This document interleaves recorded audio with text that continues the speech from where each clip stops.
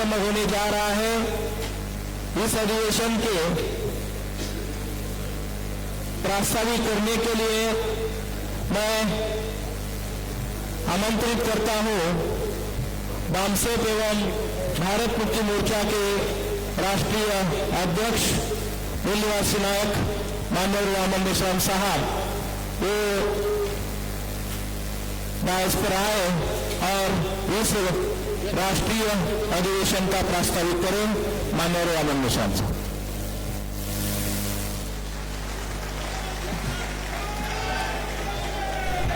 Hello साथियों,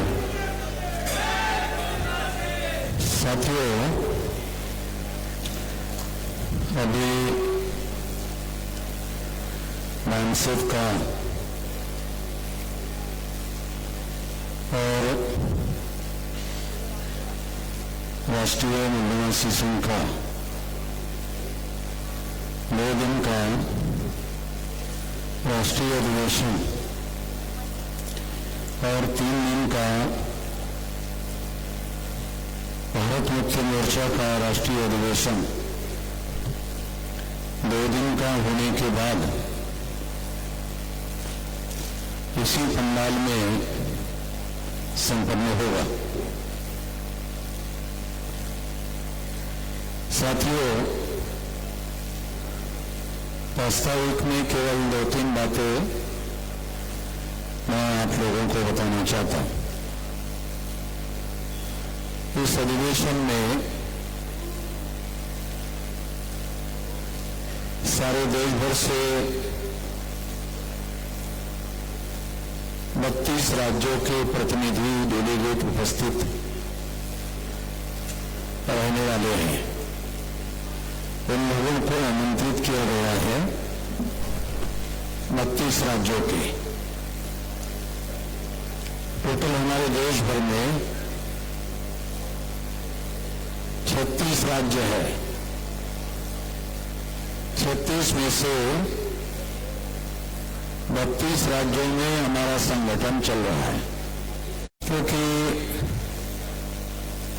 राष्ट्रव्यापी परिवर्तन करने का अभी ये 32 राज्यों में और 567 जिलों में फैला हुआ है। इस अधिवेशन में टोटल जिले सारे देश भर में 769 है। उसमें से 4 स्टेट और हर स्टेट के 10 जिले अगर हम मानकर चल ले तो 40 जिले अगर माइनस करते हैं तो 729 जिलों में से लोगों को यहां आमंत्रित किया गया है।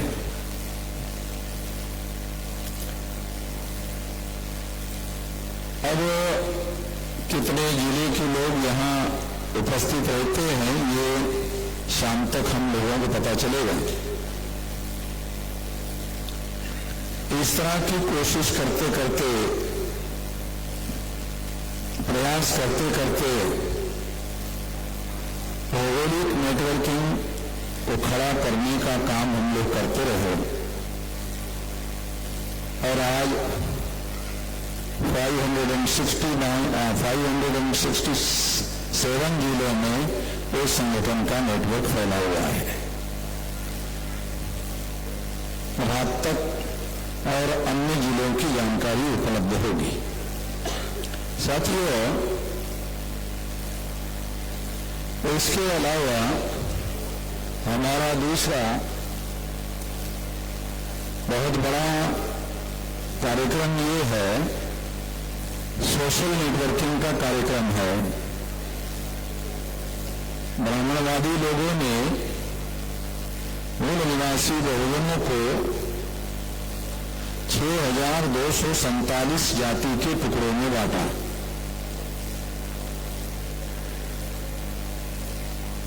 तो ब्राह्मणवादी लोगों ने हमारे लोगों को 6247 जाति के टुकड़ों में बांटा। तो हम बटे हुए लोग नहीं हैं, बांटे हुए लोग हैं। इस बात को ध्यान में रखते हुए हमने इन तमाम लोगों को जोड़ने का अभियान शुरू किया। तो हमारी कोशिश है कि 6247 जाति के टुकड़ों को जगाया जाए और जोड़ा जाए, जोड़कर शक्ति का निर्माण किया जाए और संगठित शक्ति के बल पर देश में परिवर्तन लाया जाए और उस परिवर्तन को समता, स्वतंत्रता, बंधुता और न्याय पर आधारित समाज और राष्ट्र का निर्माण करने का जो लक्ष्य भारत के संविधान में घोषित किया गया है, उस पर नया समाज और राष्ट्र निर्माण किया जाए। ये भाषणों से नहीं होगा, ये संगठित शक्ति निर्माण करके ये 2 फेज में करना होगा। पहला फेज ब्राह्मणिकल सोशल ऑर्डर को खत्म करना होगा। खत्म करने के लिए संगठित शक्ति का उपयोग करना होगा और फिर संगठित शक्ति के आधार पर नया समाज और नया राष्ट्र समता, स्वतंत्रता, बंधुता और न्याय पर आधारित निर्माण करना होगा। ये जो भारत के संविधान का लक्ष्य है, उसी को पूरा करने के लिए हमने ये बामसेफ संगठन बनाया है। बामसेफ संगठन जिन लोगों ने बनाया वो SC, ST, OBC माइनॉरिटी के लोग हैं, जो समाज में हाशिए पर धकेले हुए वंचित लोग हैं, जिनको भारत के संविधान ने अधिकार संपन्न बनाने की कोशिश की। उसमें जिन लोगों को कुछ अधिकार मिले, वो अधिकार मिले हुए लोगों को हम लोग इकट्ठा कर रहे हैं। तो पढ़े लिखे जो कर्मचारी लोग हैं SC, ST, OBC माइनॉरिटी के, उन लोगों को हम लोग इकट्ठा कर रहे हैं। उन लोगों की जिम्मेदारी बनती है इस सिद्धांत को ध्यान में रखते हुए बामसेफ संगठन पे बैक टू सोसाइटी, जो हमने समाज के नाम पर लिया, उसे हमें पे बैक करना चाहिए, पे बैक टू सोसाइटी करना चाहिए। और कम से कम 5 साधन अगर हम समाज के पढ़े लिखे लोग आंदोलन का निर्माण करने के लिए, देने के लिए तैयार होते हैं, तो बहुत बड़ा आंदोलन इस देश में निर्माण किया की मदद से ये आंदोलन सारे देश भर में फैलाया जा सकता है, चलाया जा सकता है। ये साबित हो चुका है। इसी बात को ध्यान में रखते हुए बामसेफ को लगातार मजबूत करने का काम देश में चलाया जा रहा है। अब हमारा अगला लक्ष्य है 2030 तक 6 लाख गांवों तक संगठन का जाल फैलाया जाए और मासेस को इस आंदोलन के साथ जोड़ा जाए। 6 लाख गांवों का संगठन खड़ा किया जाए और 6 लाख गांवों के मासेस को इसके साथ जोड़ा जाए और जोड़कर इस आंदोलन को जन आंदोलन में रूपांतरित किया जाए। ये लक्ष्य जन आंदोलन में रूपांतरित करने का लक्ष्य 2030 तक पूरा होना चाहिए। और जब ये जन आंदोलन में रूपांतरित हो जाएगा तो वो आंदोलन जन आंदोलन रूपांतरित होने के बाद ये अपना लक्ष्य पूरा करने में कामयाब हो जाएगा। ये हमारा यकीन है, विश्वास है। इसी यकीन और विश्वास के साथ हम लोग काम कर रहे हैं और इसको लगातार लोगों का साथ, सहयोग और समर्थन मिल रहा है। इसी बात को इतने ही इस मौके पर उद्घाटन सत्र में जो प्रास्ताविक बात मुझे कहना जरूरी है, उतनी बात मैं आप लोगों के सामने कह रहा हूँ। बाकी हमारे संचालन करने वाले जो लोग हैं उनको अनुरोध है कि वो अधिवेशन की कार्रवाई को सुचारू रूप से जैसा हम हर साल चलाते हैं वैसा चलाने का कार्य करें। धन्यवाद। धन्यवाद। मान्यवर वामन मेश्राम साहब, साथियों, वामसेप राष्ट्रीय मूल्यवासी संघ के इस संयुक्त राष्ट्रीय अधिवेशन के उद्घाटन सत्र में इस राष्ट्रीय अधिवेशन का उद्घाटन करने के लिए मैं आमंत्रित करता हूं माननीय न्यायमूर्ति टीवी नलावड़े साहब, जो कि पूर्व न्यायाधीश है मुंबई हाई कोर्ट महाराष्ट्र से। वो डायस पर आए और अपने मार्गदर्शन से इस राष्ट्रीय अधिवेशन का अधिकृत रूप में उद्घाटन करें। मान्यवर न्यायमूर्ति टीवी नलावड़े साहब।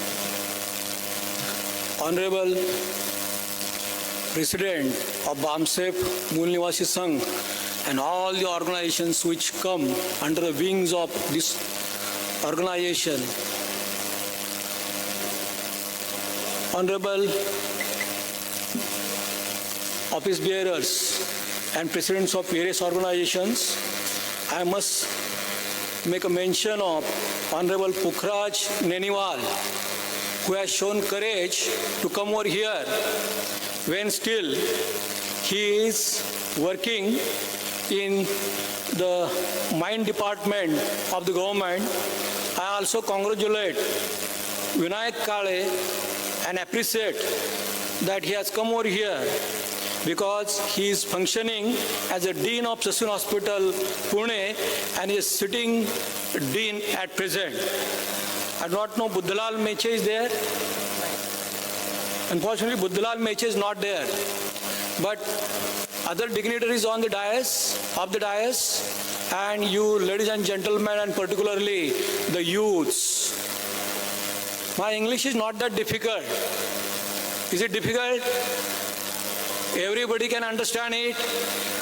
Yes, because as Meshram said, we are now educated. That is what Ambedkar had expected from us. First, you educate, get education, then you will understand your rights, and then you can fight to protect and enforce those rights. Always remember that. I am here to deliver inaugural address. Just like Meshram said that over 32 states of India, the organization has spread.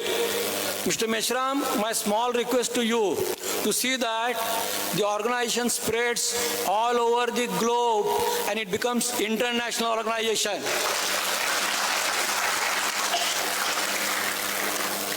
There are many reasons for doing so. Many youth have crossed the border of the country for earning livelihood, and they do not know how we are suffering here. And sensitization of those youth is necessary. My humble request to Meshram, to you, is send our youth to all the countries of the world and see that our organization is established there also. Universally, all foreign countries have accepted the principle of equality. So you will get not thousands, crores of followers all over the world. So let us start that beginning, and I request Meshram to pass some resolution to make this organization global in nature. In my inaugural address, I will be telling only few points which are selected from the subjects which will be there for deliberation. Along with the points, I will be telling some incidents which are recent one and few circumstances. You are requested to correlate these points with the incidents and the circumstances. Now the latest incident, 2 young boys jumped into lower house of parliament. Everybody has read it? 2 young boys jumped into lower house of parliament recently.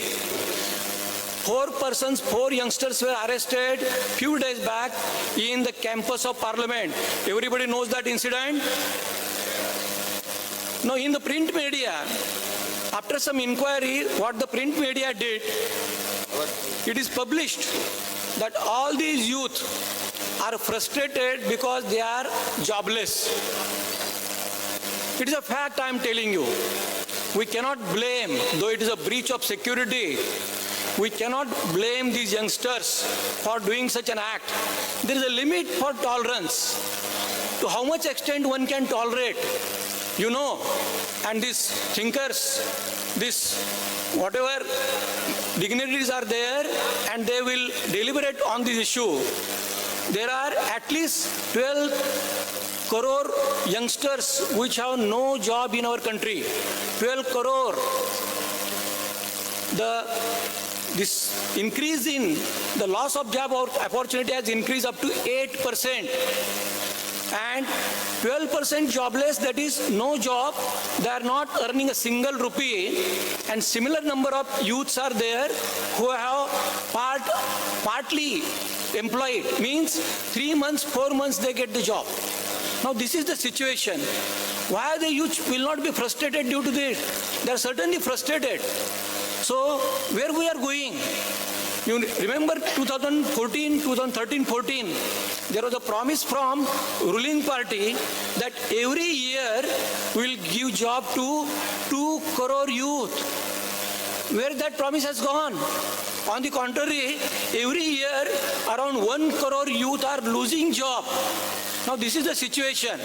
And who can be blamed for this situation is only the ruling party, nobody else.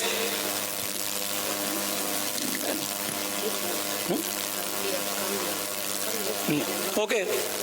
So who can be blamed? Only the ruling party can be blamed for this situation. Now what is happening? They are exploiting youth. They are stopping. They are not making recruitment in government jobs. You know, in Maharashtra there was agitation. Mr. Kharath is there. Kharath is there.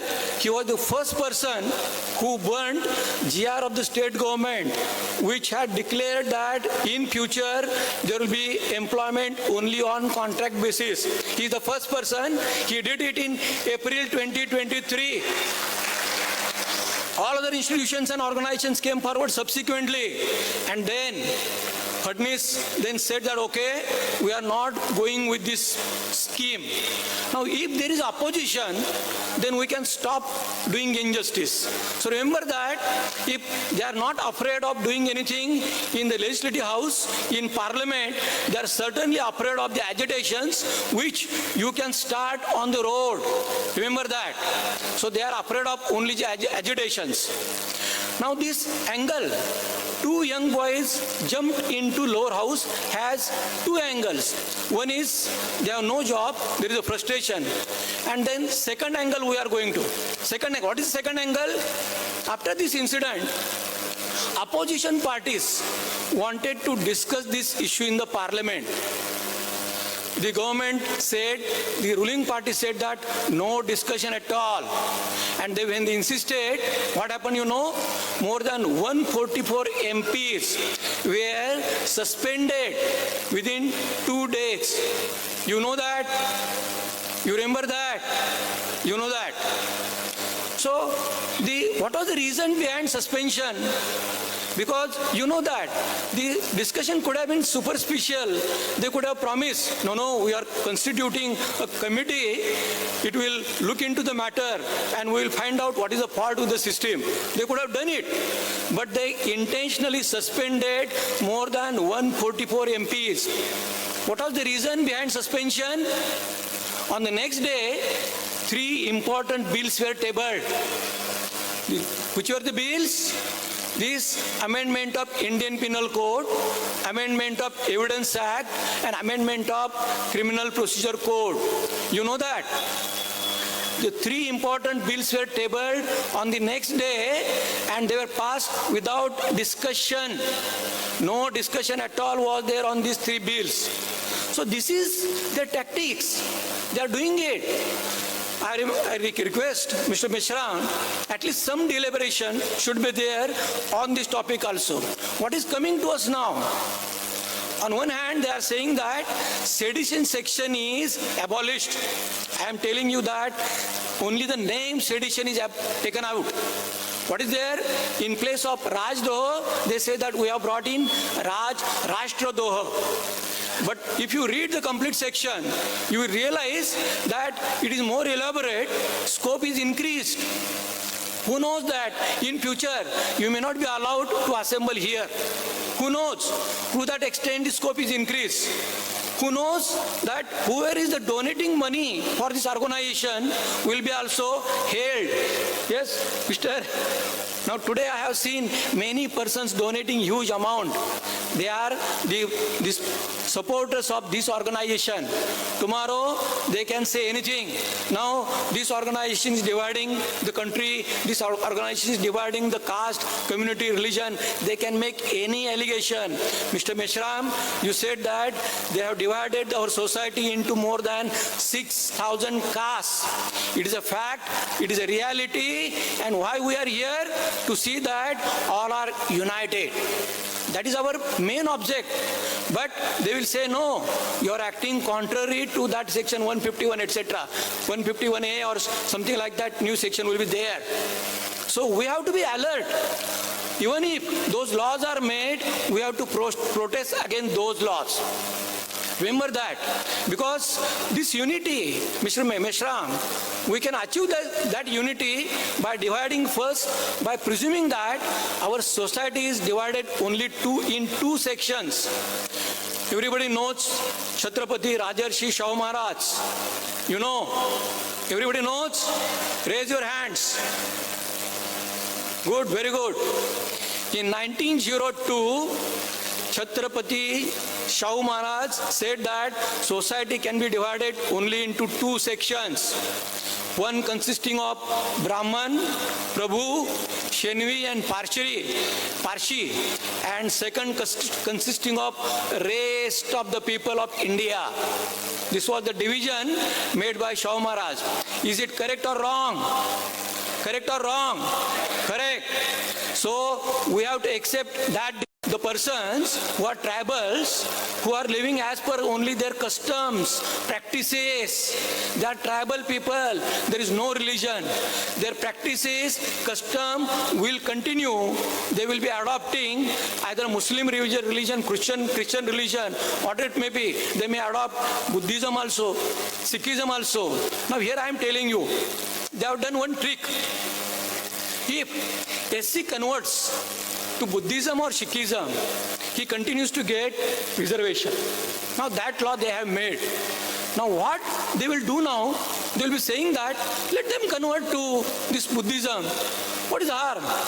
No, their real intention is that they want to impress upon them, they are the Hindus of that fold. They want to impress upon that. Remember that.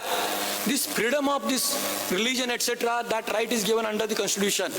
Though I am a Hindu, I feel that everybody has right to profess any religion which he wants. Whether that should be right or not, everybody should have that right. If you believe in these fundamental rights, we should believe in the other rights of other people also. Now what is this? What is going on? Why not convert? In Marathi there is saying, you know, saying most of the Marathi, I will convert it in English also. Mother is not serving food and father is not allowing to bake. Whether the child should die due to starvation. And in Marathi it is said that आई जेवायला घाले ना आणि बाप भीक मागू देईना. To that extent, our SC, ST people are reached by those so-called Savarna persons. I do not believe in them that they are outsiders, just like you say that this is the country of Mool Nivasi.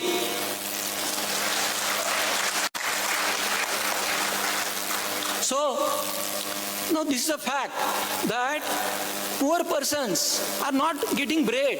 Now to whom we can call as a mother? Our country is our mother. Our country is not able to feed us. Now this is country. And what is a father? They say that religion is your father. Getting it? So by taking the name of religion and God, They are not giving anything to the persons who are oppressed, depressed for thousands of years, and they are also saying, no, you should remain as it is. Hindu, though you may die of starvation, you are not allowed to convert to any other religion like Muslim or Christian. Now just think over it. Why these persons got converted to Muslim religion or Christian religion? Only due to the poverty. They were not getting anything, even education. They were deprived of education. And that is the reason. Now education. Now we are coming to the point of education. Now they want to close the doors of education again to us, to all SC, ST and OBC, etc., everybody. There is privatization of education. Nobody will be able to afford, in the position to afford education. All public schools are being closed. They are giving it to companies. You know that? Schools are being given to public, these companies. Colleges are being made autonomous colleges. So where will be question of reservation?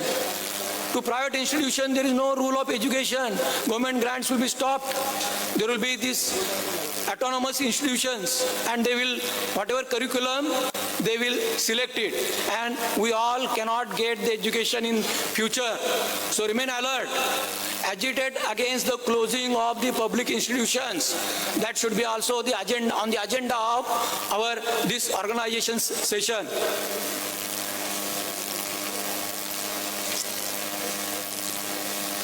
So you have to oppose this privatization, and then education policy.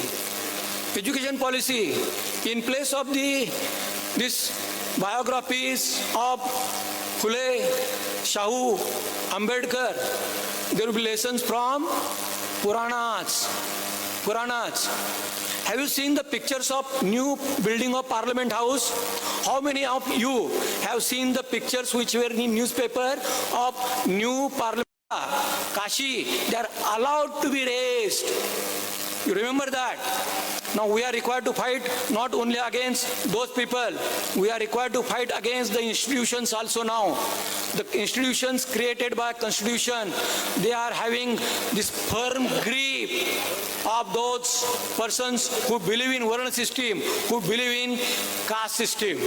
And for that, this government, that should be pulled down. And the government of Bahujan Samaj should be restored there. Now, how it is possible? Mr. Meshram has always taken the issue of EVM. Many persons, now remember one thing always. I tell you, the manner of work of fascism. Amongst every 10 person, there is one fascist. You always remember what you are talking. They take that, your statement, to their association, and they tell what is happening outside of the world. You always remember, but it is 80 crore per annum. So whether Infosys has made progress, whether the productivity of Infosys has increased or decreased, any blind person can tell it, but he is telling false thing that Indian youth are working more than anybody else on the earth. That is why Indian youth are invited abroad. They are working everywhere in the world. That you should remember. So this false propaganda is being made, and that propaganda will help both rural and this big industrialist person.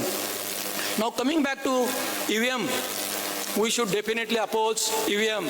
I am also of the view of Mr. Meshram that EVM use should be opposed. There are many petitions pending. Mr. Nag, where is Nag? Nag was taking care of me. Now he has all of a sudden sent me so many messages on EVM. I have read today also some of those messages. One important point. Few years back, thousands of EVM machines were missing. Mr. Meshram, you remember that? One writ petition is pending in Supreme Court. In one go, more than 15,000 to 20,000 EVM machines were missing. Suppose order of few lakh machines was given, and these 15-20,000 machines are missing. Somebody has filed a writ petition in Supreme Court. Supreme Court is not touching that matter. This marginal, this verification sheets, that is not at all sufficient. Not at all sufficient. That is misleading. That particular polling station is selected by whom? Election Commission. When Mr. Nag had sent me today when this information collected, or Right to Information Act, the center was such, the total votes polled at the center was around 250. How many? 250. In most of the categories, the voting was 0. In some categories, the voting was 117, and the difference in EVM machine and sheet was hardly of 10 votes. So who is selecting the centers for cross-checking? They are selecting. Then what is the use of this cross-checking? Cross-checking is of no use. There is only one answer. This cancel this election by using EVM machines. I request all of you to have serious deliberations here, serious, not casual, not superficial, and have some decisions, have resolutions. I am requesting Mr. Mishram to have at least one resolution today, that is delisting.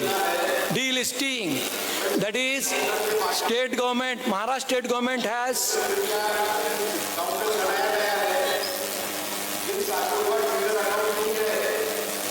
Are you able to hear me? Listen to me.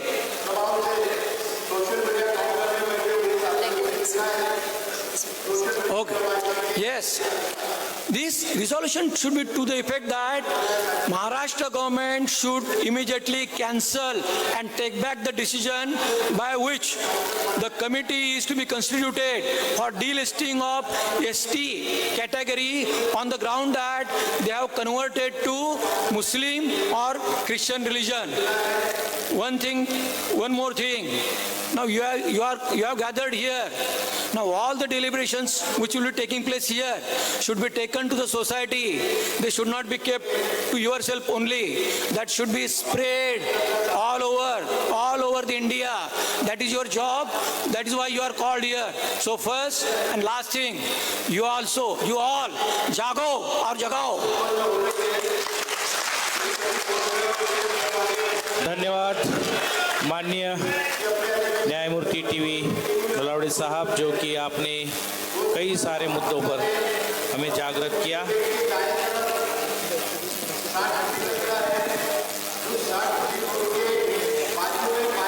न्यायमूर्ति TV Nalawade साहब का और एक धन्यवाद है, वो इस बात के लिए है कि उन्होंने ऐतिहासिक तथ्यों को जानते हुए ये जजमेंट दिया कि रामदास छत्रपति शिवाजी महाराज के गुरु नहीं है।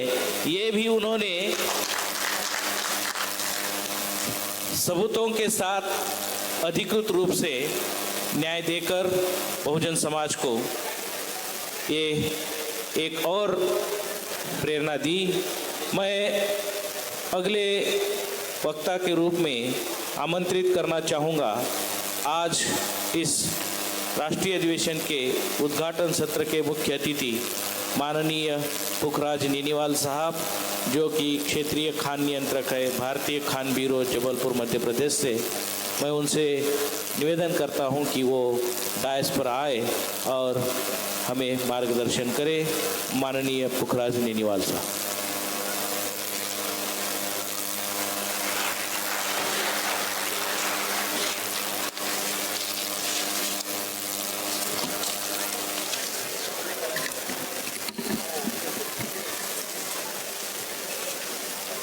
बामसेफ और मूल निवासी संघ के 40वें संयुक्त राष्ट्रीय अधिवेशन में उपस्थित बामसेफ के राष्ट्रीय अध्यक्ष माननीय श्री वामन मेश्राम साहब, इस अंबेडकर पेरियार बने साहब, आप तो तेज कलम और किताबें घर घर में पहुंचा दीजिए, अंबेडकर के सपनों का भारत बन जाएगा। हमारे पुरखों ने कलम और किताब से एक व्यक्ति एक वोट का एक समान मुस्तकबिल लिख दिया था, पर अफसोस के साथ कहना पड़ रहा है कि वह मुस्तकबिल बर्बाद किया जा रहा है। मान्यवर कांशीराम साहब की पुस्तक चमचा युग पूरी तरह चरितार्थ हो रही है। फूले और डॉक्टर अंबेडकर श्रमिक कानून के पुरोधा थे। जिस देश में 80 करोड़ लोग मुफ्त अनाज के सहारे जिंदा हैं, करदाताओं के पसीने की कमाई लोकतंत्र के लिए बहुत बड़ा खतरा बन चुकी है। ये गंभीर चिंतन, मनन और मंथन का विषय है। मैसेज आता है कि एक ओटीपी से आपका बैंक का खाता खाली हो सकता है, तो फिर ईवीएम मशीन किस खेत की मूली। दूसरा मुद्दा, डीलिस्टिंग के नाम पर आदिवासी और ईसाई आदिवासियों के बीच झगड़ा लगाने वाली जो षड्यंत्र है, और इसके आगे की कड़ी में जैसा कि न्यायाधीश महोदय ने बताया कि एक आयोग बन चुका है, कमेटी बन चुकी है, तो वो भी बड़ा चिंता का विषय है जिस पे विचार विमर्श होगा। मणिपुरी में कर्मचारियों को जो एनपीएस की राशि है उसमें 7-8% सालाना से ज़्यादा लाभ नहीं होता। हाल ही में मेरे एक वरिष्ठ अधिकारी रिटायर हुए जुलाई में, जिनका जुलाई का वेतन सिर्फ बेसिक और डीए मिला के 2 लाख के करीब था, उनको पेंशन 13,000 रुपये मिल रही है। तो जो भी इस श्रेणी में आते हैं वे सज्जन अपने भविष्य की कल्पना सहज रूप से कर सकते हैं, और ये बात भी आप भली भांति जानते हैं कि 8वें वेतन आयोग का गठन नहीं किया जाएगा, ये सरकार कह चुकी है। बाबा साहब का त्रिसूत्री मूल मंत्र यानी शिक्षित रहो, संगठित रहो और संघर्ष करो के पहले मंत्र धारा थोपी जा रही है। आज आपकी जनगणना के नाम पर आपके फॉर्मेट में हिंदू के अलावा कोई विकल्प ही नहीं मिलता। यहाँ तक कि आदिवासियों को भी मजबूरी में हिंदू कॉलम के साथ में, यदि वो जानकार नहीं है तो टिक करेंगे, नहीं तो वो सरना वगैरह कुछ लिखते हैं। मुसलमान से लड़ने के समय ओबीसी को हिंदू कहते हैं और वर्ण व्यवस्था के नाम पर उन्हें शूद्र बना देते हैं। अभी पिछले 2 साल से यदि भारत सरकार में आप कोई भी नई नौकरी करने जाते हैं, यदि आप जब ज्वाइनिंग देने जाएंगे तो आपको एक लिख के देना पड़ता है आप कौन से धर्म में बिलीव करते हैं, तो वहाँ पे हिंदुइज्म और हिंदू और सिख धर्म के अलावा कोई विकल्प नहीं है। आजकल नया नारा दे रहा है कि एक देश एक वोट, तो एक देश एक वोट और एक जाति क्यों नहीं लागू कर देते भाई साहब? क्योंकि इसकी राह तो बाबा साहब ने 1936 में ही दिखा दी थी, जिन्होंने जातियों के विनाश का नारा दिया था एनिहिलेशन ऑफ कास्ट के नाम से। एक और चीज है, 8 लाख सालाना आमदनी वाला सुदामा 10% आरक्षण भी ले रहा है और आरक्षण को गाली भी दे रहा है। मतलब यह है कि जलेबी और गुलाब जामुन मुंह में है और चबा चबा कर कह रहा है भाई मीठा खाने की वजह से देश के लोगों की बड़ी तौंद निकल आई है। बिना एक बूंद भी खून बहाए हासिल किए गए इस ईडब्ल्यूएस आरक्षण को सरकार जिस गति से युद्ध स्तर पर लागू करने में जुटी हुई है, काश इसी मंशा से एससी एसटी ओबीसी का आरक्षण लागू कर देते तो शायद आज हमें इस पंडाल में एकत्रित होने की जरूरत नहीं पड़ती। आलम यह है कि 10% ईवीएस की आड़ में 50% से ज्यादा का आरक्षण कॉलेज और यूनिवर्सिटी की नौकरियों में दिया जा रहा है, ताकि आपके बच्चों का कॉलेज शिक्षा के दौरान, यदि आपके बच्चे है ये दिन रात काम करता है, घिसता है, रगड़ता है, लेकिन ये 10% इसके ऊपर शाम को बैठ जाता है। जब इसको कुछ काम दिखाना होता है उस टाइम भी जब ये पॉकेट में ऐसे लग जाएगा तो आपको 10% ही दिखेगा, 90% नहीं दिखेगा। अगस्त 1990 में जब दिवंगत प्रधानमंत्री श्री विश्वनाथ प्रताप सिंह जी ने ओबीसी को 27% आरक्षण देने के उद्देश्य से मंडल कमीशन की रिपोर्ट को लागू करने की घोषणा की तो इसका व्यापक छात्र विरोध हुआ। कईयों ने आत्मदाह किया था, सरकारी संपत्तियों को नुकसान भी पहुंचाया, परंतु इसमें सबसे बड़ी विडंबना ये रही कि अनजाने में ही इसका विरोध अधिकतर ओबीसी के लोगों ने किया। आज भी अनुसूचित जाति, अनुसूचित जनजाति के लोगों पर अत्याचार के जो मामले सामने आते हैं उसमें अधिकतर ओबीसी के ही लोग लिप्त रहते हैं। शिक्षा और जानकारी के अभाव में जातीय हिंसा करते हैं, वरना 10% वालों की तो इतनी हिम्मत कभी हो नहीं सकती। जरूरत है हमें संभलने की। नहीं तो आपस में ही लड़ते रह जाएंगे, परिस्थितियां कभी नहीं बदलेगी। आज आवश्यकता है हम सभी को जागरूक होने की, बाबा साहब के दूसरे मंत्र संगठित रहने के पालन करने की, तभी तो हम आर पार का संघर्ष कर पाएंगे। कांशीराम साहब के इस कारवाक के रूप में आमंत्रित करना चाहूँगा, जो कि मुख्य अतिथि के रूप में इस उद्घाटन सत्र में अभी उपस्थित हुए हैं, मान्यवर MM देशमुख साहब, जो कि ख्यातनाम इतिहासकार है। मैं देशमुख साहब को अनुरोध करता हूं कि वो डायस पर आए और इस उद्घाटन सत्र में हम सब मूल निवासियों को संबोधित करें। मान्यवर MM देशमुख साहब।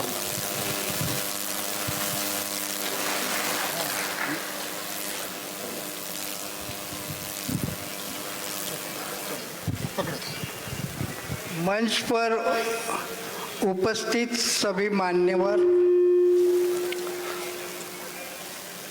और भाई और बहनों,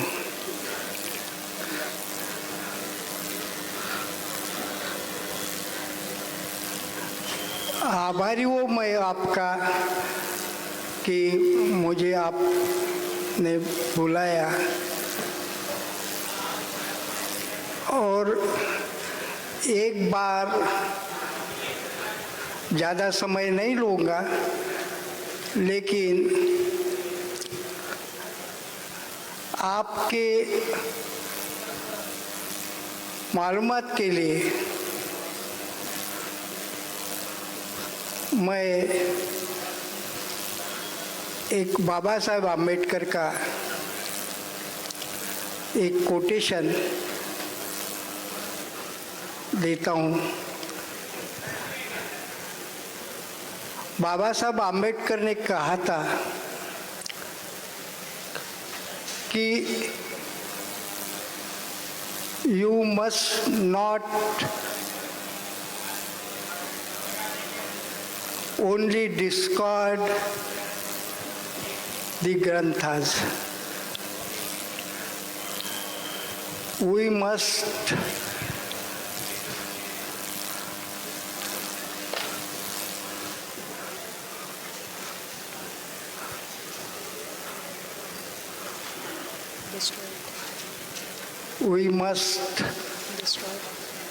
deny their authority as did Buddha और नानक।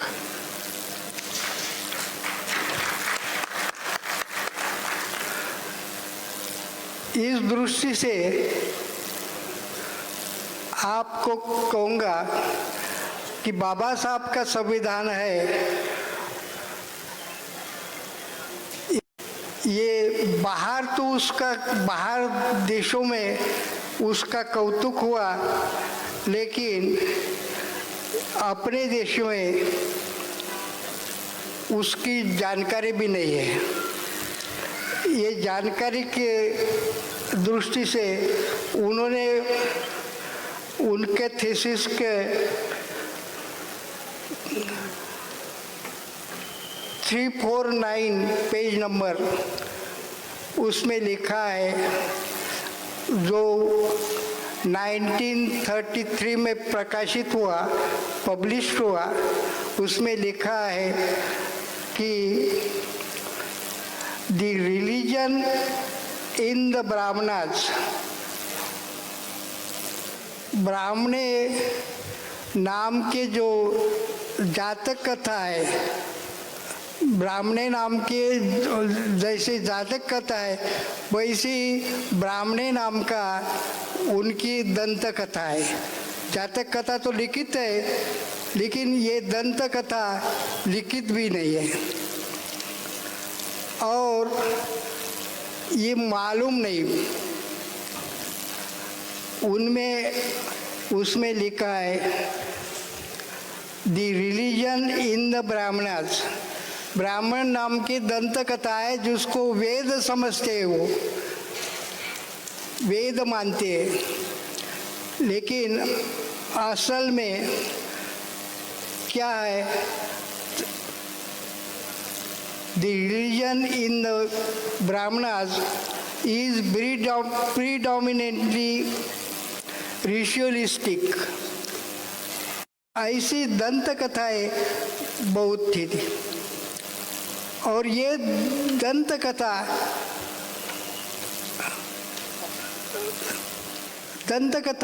ऐसी वैसा ब्राह्मणे नाम का उन्होंने ये सूरज जो है ये नेचर रिलीजन जो है उनको मानव रूप दिया और उनको बहुत सा कर्मकांड उनके पीछे लगाया। इसको वेद कहते हैं। वेद यानी दंत कथा। वेद में अश्लीलता भी बहुत है। वेद में अश्लीलता भी बहुत है और ये ब्राह्मण पंडित जो है वो विद्वान नहीं थे। मैं गाली नहीं देता, मुझे मालूम है कि गाली देने वाला बड़ा नहीं रहता, जिसको गाली देते हैं वो बड़ा रहता है।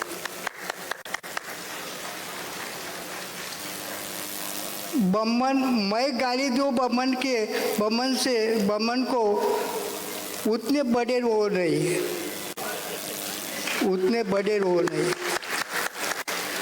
लेकिन गाली और सत्य में फर्क है। गाली और सत्य में फर्क है। सुअर को या डुक्कर को मराठी में उसका प्रबंध का थीसिस का ट्रांसलेशन हुआ तो उसमें से वो भाग समाविष्ट नहीं किया। इस दृष्टि से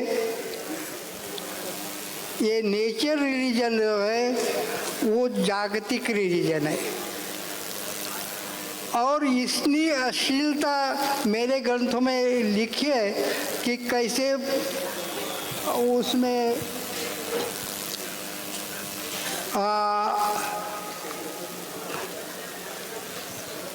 भरी है। कभी कभी हिंदू शब्द ये तो आपको मालूम है कि कई प्राचीन ग्रंथ में नहीं था और इस दृष्टि से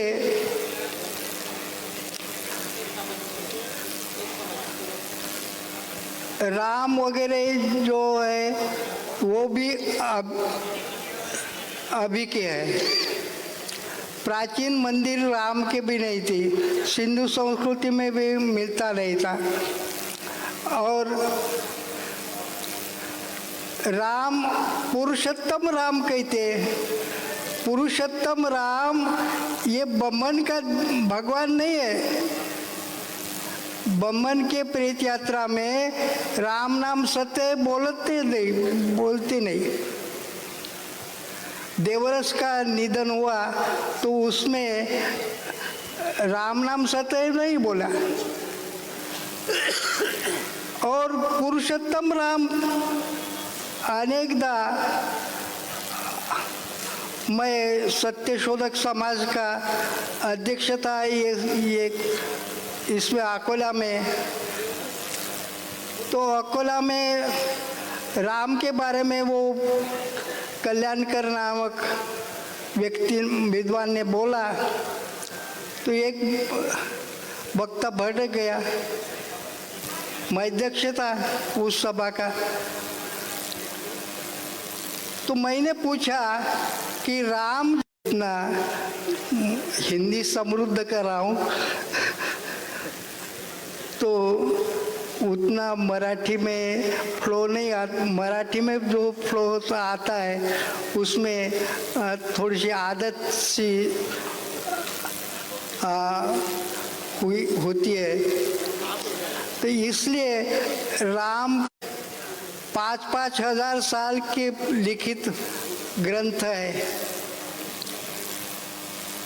ये तो 300 साल का।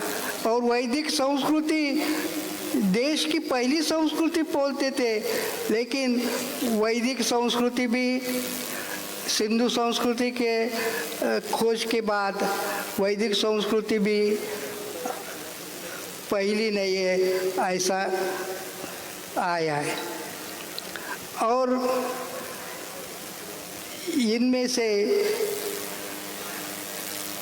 मैं अभी आया तो आपके दर्शन के लिए आया।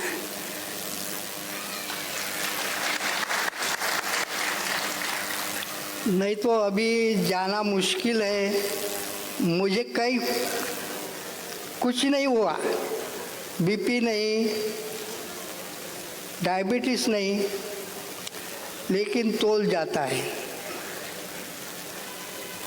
तो इसलिए मैं जाता नहीं, लेकिन वामन मेश्राम के साहब का आर्डर था, तो उसलिए जाना पड़ा।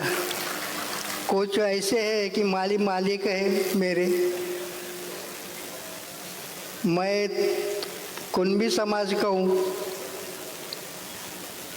लेकिन तुकाराम और शिवाजी महाराज इनके जात का कुंभी हूँ।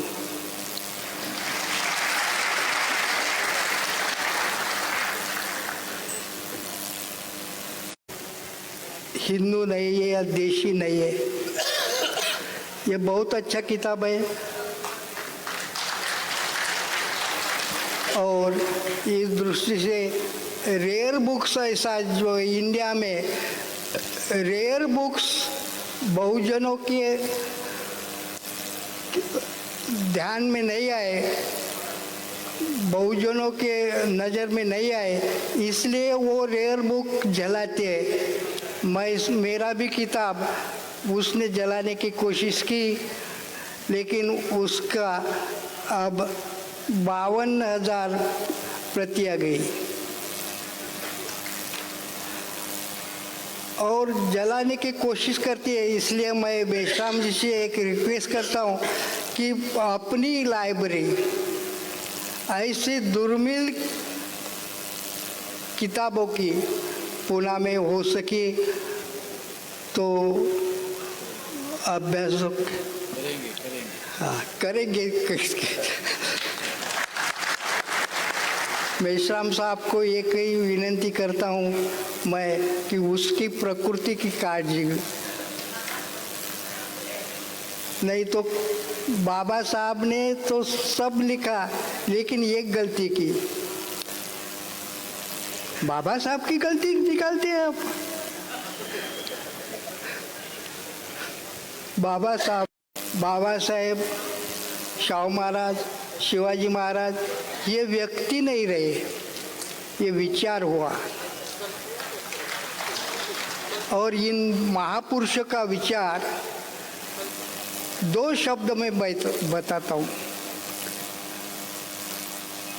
अन्याय के विरोध में संघर्ष, ये विचार है। अन्याय के विरुद्ध विचार संघर्ष करने के लिए स्मारक, पुतला वगैरह व्यक्ति पूजा है। फिर भी ऐसा नहीं करने मत करो, ऐसा नहीं कहता मैं, लेकिन ये व्यक्ति पूजा है, विचारों की पूजा सच में हम करते हैं क्या? और 22 प्रतिज्ञा बाबा साहब ने दिया, वो कितनी महत्वपूर्ण है कि उसकी चर्चा हो रही है। लेकिन हम भी 22 प्रतिज्ञा मानते हैं क्या? सच में खुद को पूछो, क्योंकि 22 प्रतिज्ञा मेरे किताब में दिया है। बाबा साहब को पूछा था कि 22 प्रतिज्ञा इसका असर मनुवादियों पर बहुत गिरा था। तो उन्होंने बताया था कि बाबा साहब ये महायान हीनयान ऐसे जो पंथ है, ऐसा ही आपने जो बौद्ध धर्म अपनाया वो भीमयान है क्या?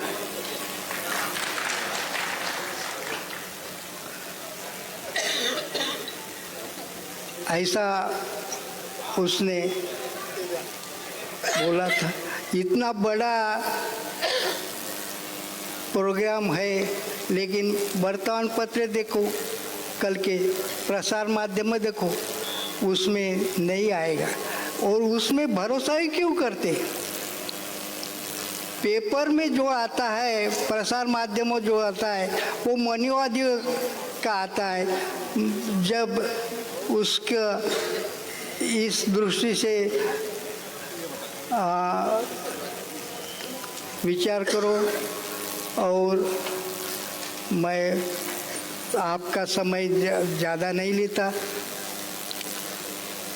उसने मेरी हिंदी का फ्लो वैसा नहीं है, उतना नहीं है, मराठी जैसा है। का के पैकेज मिलता था, शायद 10 या 20 का एक संच हुआ करता था और कुछ पैसे उसके लिए देने पड़ते थे। और वो जो बहुजन विचारधारा की वो किताबें थी, वो किताबें पढ़कर हम लोग तैयार हुए हैं। तो जैसे मोहम्मद देशमुख साहब, आपने अभी उनको सुना। ये जो अधिवेशन है, ये मेरा शायद 20वां अधिवेशन होगा जिसमें मैं उपस्थित हूँ। 2002 या 2003 में पहली बार मैं बामसेब के इस वार्षिक अधिवेशन में उपस्थित था। बहुत साल अभी बीत चुके हैं। ये सम्मेलन जो है, मेरा जो पहला सम्मेलन था उसके बारे में मैं कहूँगा, क्योंकि ऐसा सम्मेलन मैंने पहले कभी अटेंड नहीं किया था। उस वक्त हम सरकारी नौकरी कर रहे थे। तो इतना विशाल पंडाल हम देखते थे। बहुत सारे जो राज्य स्टेट के लोग आते थे, उनके लिए अलग अलग पंडाल हुआ करते थे। उस पर लिखा होता था राजस्थान, गुजरात, महाराष्ट्र। फिर स्टॉल्स हुआ करते थे। बहुत ही बड़ा मैदान, विशाल मैदान हुआ करता था, आज भी है। लेकिन एक फर्क है कि उस वक्त 1 या 2 या 3 कारें वो मैदान में मिलती थी और बाकी सब ऑटो जो है, ऑटो हम देखते थे। आज 2023 में हम देखते हैं, या एक 4-5 साल में देखते हैं कि जो कारें हैं, गाड़ियां हैं, वो मैदान में अभी ज़्यादा आने लगी है। इसका मतलब ये है कि जो अधिकारी थे, जिसके लिए बामसेब तैयार हुआ था, और बामसेब ने बाद में कि ये जो सामाजिक आंदोलन है, ये किसी क्लासरूम में ब्लैक बोर्ड और चौक लेके पढ़ाया भी जा सकता है।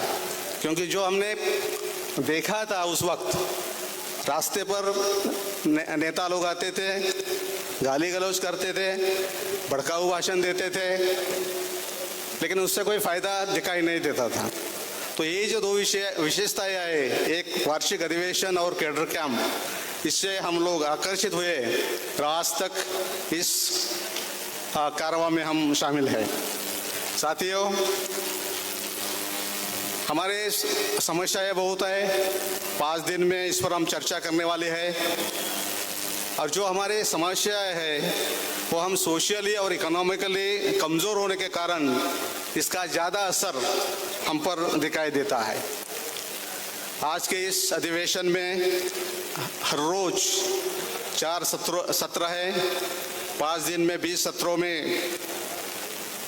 विविध जो विषय है साधारणतः 50 या 60 विषयों पर चर्चा। हमने माननीय कांशीराम साहब, DK खापड़े साहब, दीना भाना, इनको भी नेतृत्व के रूप में देखा और इनके बाद आज हम लोग और हम सबको, हमारे मूल निवासी समाज को सम्माननीय आदरणीय मेश्राम साहब जैसा नेतृत्व मिला है। साथियों, ये नेतृत्व सोशली कमिटेड है, ये नेतृत्व त्यागी है, समय नहीं लगेगा। साथियों, इस आंदोलन को सफल बनाने के लिए जो जैसे कि ह्यूमन रिसोर्सेज की ज़रूरत है, वैसे ही फाइनेंशियल रिसोर्सेज की भी ज़रूरत है। और इस संदर्भ में मैं एक आपको उदाहरण दे दूंगा। ये गांधी जी के बारे में है। वैसे ही वामसेप के सम्मेलन में गांधी जी का नाम जो है बार बार आता है।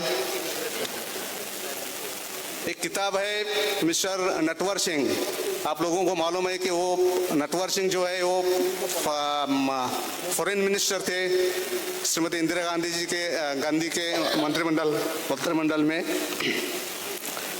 तो उन्होंने एक किताब लिखी है, किताब का नाम है one life is not enough. इस किताब में उन्होंने लिखा है कि वो जो नटवर सिंह है वो 5वीं या 6वीं कक्षा में थे, पढ़ रहे थे। वो नटवर सिंह के जो पिताजी है कांग्रेस के बहुत बड़े उस वक्त के नेता थे उनके स्टेट में, और गांधी जी उनके जो स्टेट है वहाँ वो आने वाले थे। तो ये जो नटवर सिंह है वो स्कूल के बच्चे के राष्ट्रीय अध्यक्ष सम्माननीय आदरणीय वामन मेश्राम साहब, इनका धन्यवाद अदा करता हूँ और मैं यहाँ मेरी वाणी को विराम देता हूँ। धन्यवाद। मंच के दाहिने ओर आप खड़े रहे। धन्यवाद संचालक जी। वामसेप एवं राष्ट्रीय मूल्यवासी संघ का 40वां राष्ट्रीय अधिवेशन का उद्घाटन सत्र चल रहा है। इस राष्ट्रीय अधिवेशन में पूरे देश से और विदेशों से भी आए हुए सभी सम्मानित डेलीगेट का हार्दिक स्वागत करते और 40वें राष्ट्रीय अधिवेशन के शुरू होने की आप सभी को हार्दिक शुभकामनाएं भी देते। इस संयुक्त राष्ट्रीय अधिवेशन के अध्यक्षता कर रहे आदरणीय वामन मेश्राम साहब, राष्ट्रीय अध्यक्ष वामसेप, आज के कार्यक्रम के उद्घाटक माननीय न्यायमूर्ति टीवी नलावड़े साहब है। और अगर वामसेप के बीजारोपण की बात करें तो वामसेप के बीजारोपण के 50 साल पूरे हो गए।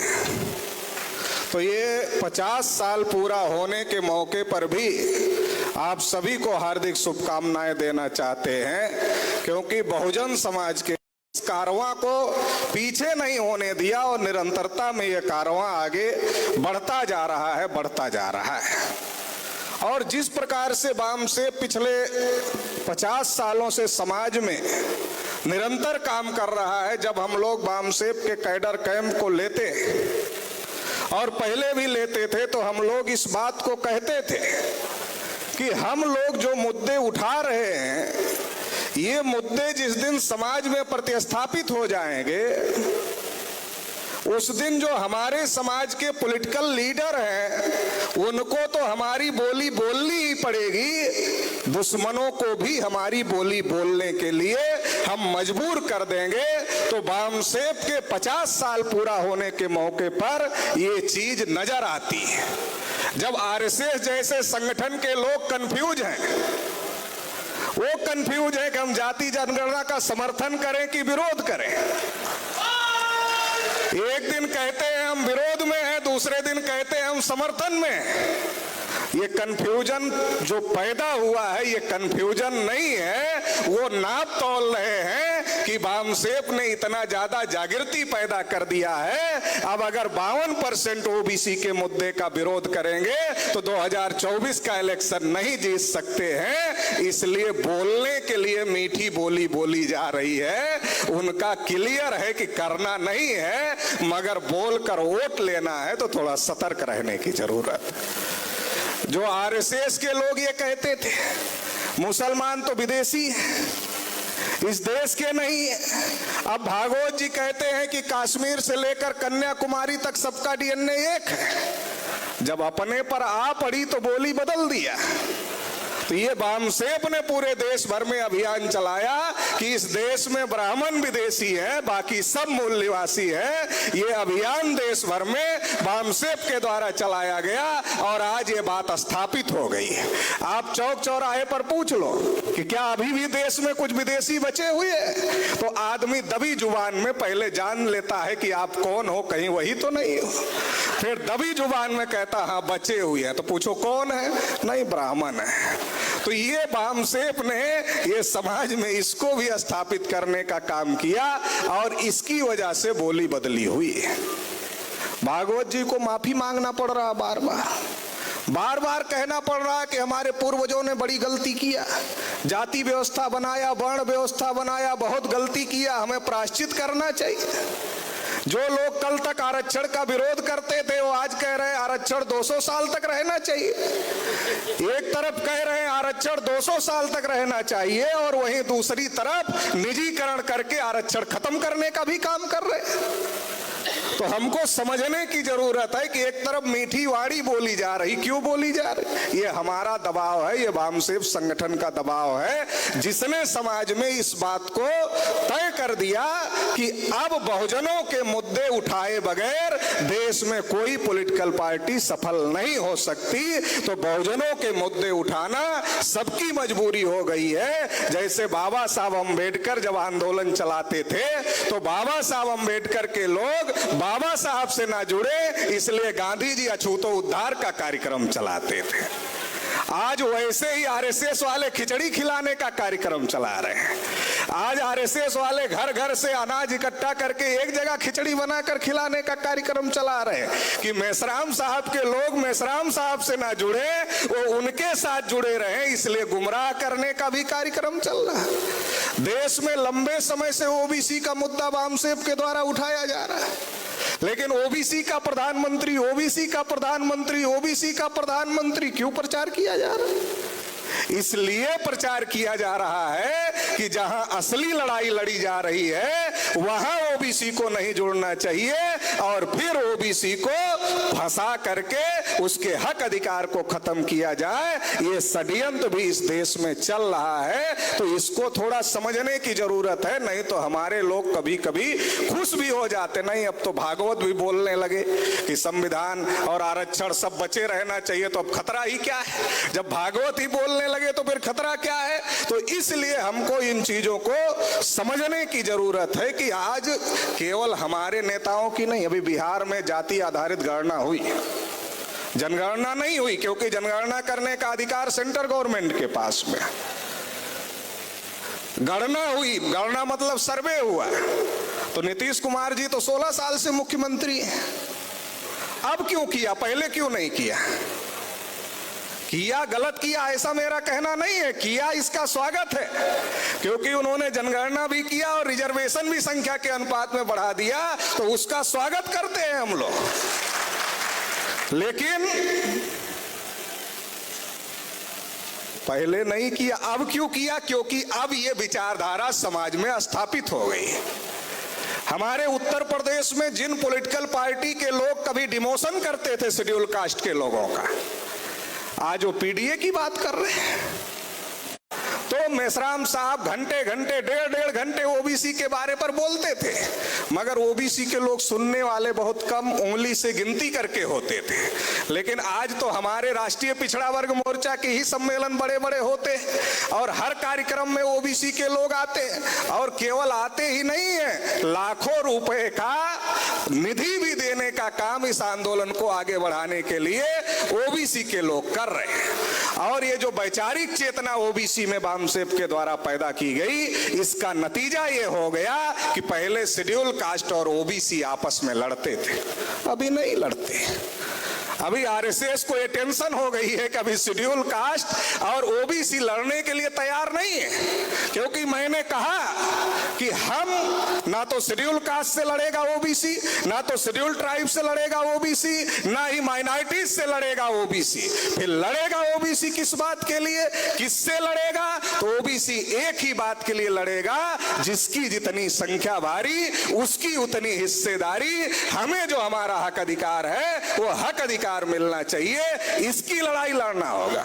अयोध्या में पिछली बार जब बुलाया था आरएसएस के लोगों ने कि कहा हम बुला रहे हैं वहां ओबीसी के लोगों को, गए ही नहीं ओबीसी के लोग। मैं उधर का ही रहने वाला हूं, अयोध्या का ही रहने वाला हूं, इसलिए बता रहा हूं ओबीसी के लोग नहीं गए। क्यों नहीं गए? चेतना पैदा हो गई। विनय कटियार, कल्याण सिंह, उमा भारती, परवीर तोगड़िया, रितंभरा, ये तो सब ओबीसी के हैं ना। मेसराम साहब तो 4.5 लाख लोगों को लेकर आरएसएस हेडक्वार्टर पर चले गए। यहाँ आरएसएस के खिलाफ बयान देने की बड़े बड़े नेताओं में हिम्मत नहीं है। हेडक्वार्टर जाना तो बहुत बड़ी बात है, बयान देने की हिम्मत नहीं है आरएसएस के खिलाफ। आज तो ये स्थिति आ गई है। 150 सांसद लगभग निलंबित हो गए। उन पार्टियों का जनाधार नहीं है क्या? उनके कार्यकर्ता नहीं है क्या? वो केवल वहीं प्रदर्शन कर रहे हैं। पूरे देश में हंगामा क्यों नहीं करते? ईवीएम को लेकर के पास किया इंडिया ने, पास करने से होगा कि लड़ाई लड़ने से होगा? पास इसके पहले भी किया था। अब धर्म के नाम पर भी लड़ाई नहीं हो पा रही है। जो हिंदू मुसलमान के नाम पर लड़ाई हो रही थी, जो दंगे करवाए जा रहे थे आरएसएस बीजेपी के द्वारा, अब वो भी नहीं हो पा रहा है। अब वो भी नहीं हो पा रहा तो उसका तरीका निकला। ये क्यों नहीं हो पा रहा? क्योंकि ओबीसी जागृत हो गया कि हमारा इस्तेमाल हो रहा, हमारा कोई फायदा नहीं हो रहा, हमारा इस्तेमाल हो रहा है। जब ओबीसी जागृत हो गया तो ओबीसी अब दंगे करने के लिए तैयार नहीं। नूह में बाहरी लोगों को भेजे तो सारे जाट, गुजर और माली, सैनी सभी लोग इकट्ठा होकर के पंचायत किया, कहा नहीं लड़ेंगे हम लोग आपस में। तो ये चेतना पैदा हो गई। ये चेतना कौन पैदा कर रहा है देश में? SC, ST, OBC, माइनॉरिटी के हक अधिकार की चेतना ये कौन पैदा कर रहा है? ये बामसेप पैदा कर रहा है। तो ये जब पैदा हो गया तो अभी मॉब लिंचिंग करवाना पड़ रहा है। 2-4 गुंडे पाल कर रखे जाते हैं, उनसे करके माहौल बनाया जाता है, लेकिन वो भी बन नहीं रहा है। तो अभी राम मंदिर का मामला चल रहा है, बड़ी हवा दी जा रही, लेकिन जनता ज्यादा सोच नहीं रही है। बहुत हवा दी जा रही है टीवी, अखबार, मीडिया में कि राम मंदिर का उद्घाटन होने वाला। उद्घाटन में किसका नुकसान हो रहा है? अरे हमारे सारे मुद्दे गायब, और केवल मुद्दे ही नहीं गायब, ये जो अयोध्या है जहां राम मंदिर बनाया जा रहा है, जब उसकी खुदाई की गई तो क्या निकला?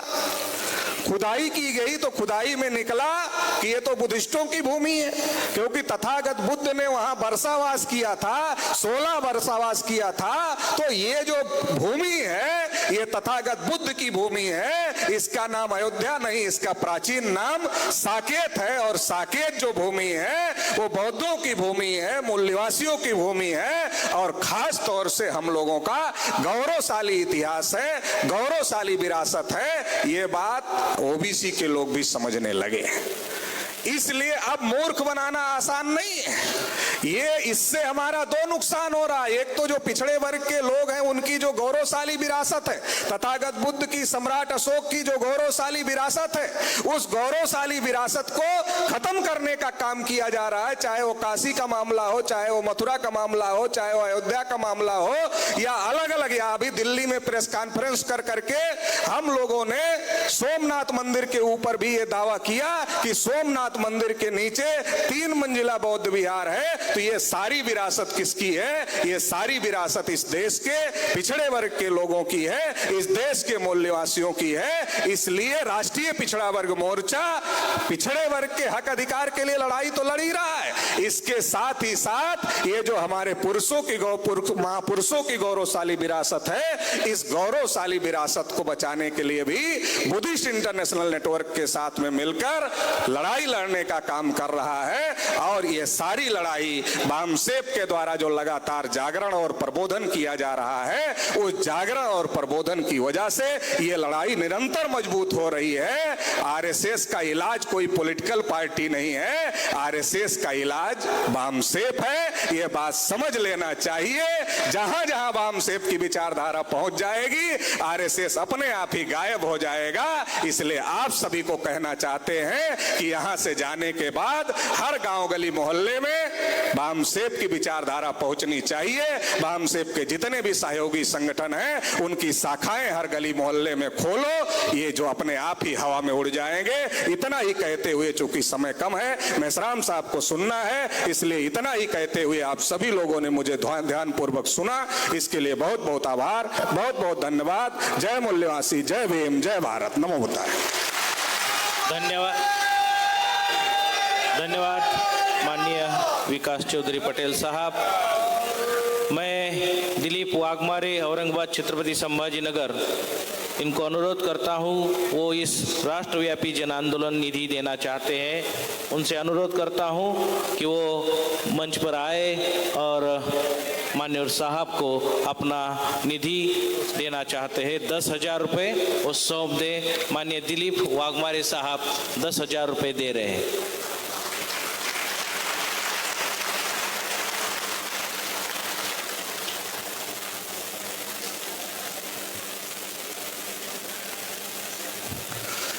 इस उद्घाटन सत्र का समापनीय भाषण करने के लिए मैं आमंत्रित करना चाहता हूं राष्ट्रव्यापी जन आंदोलन के प्रवर्तक, इस बामसेप संगठन के राष्ट्रीय अध्यक्ष माननीय वामन मेश्राम साहब। आप डायस पर आए और मार्गदर्शन करें। हेलो साथियों,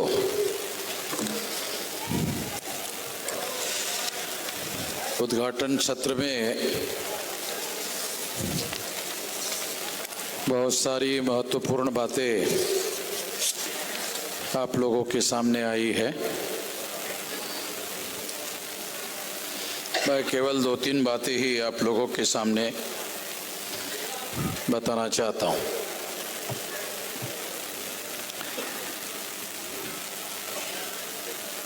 आप लोगों को याद होगा, और जस्टिस नरावड़े साहब ने भी ये मुद्दा उठाया है, क्योंकि संसद में 242 लगभग सांसदों को राज्यसभा और लोकसभा के मिलकर संसद से निलंबित किया, और निलंबित करने के बाद 3 महत्वपूर्ण कानून पास किए गए। आप लोगों का ध्यान शायद इस बात की तरफ नहीं गया होगा कि ये जो 3 प्रमुख कानून है, जो अंग्रेजों के द्वारा बनाए गए थे, उसको आरएसएस के द्वारा, भाजपा के द्वारा, क्योंकि जो भाजपा है ये आरएसएस के राजनीतिक विभाग का नाम है, तो भाजपा नहीं है, भाजपा आरएसएस ही है। ये भी ठीक से हम लोगों को समझना चाहिए। तो आरएसएस के लोगों के द्वारा, भाजपा के लोगों के द्वारा अंग्रेजों के समय में जो 3 कानून बनाए गए थे,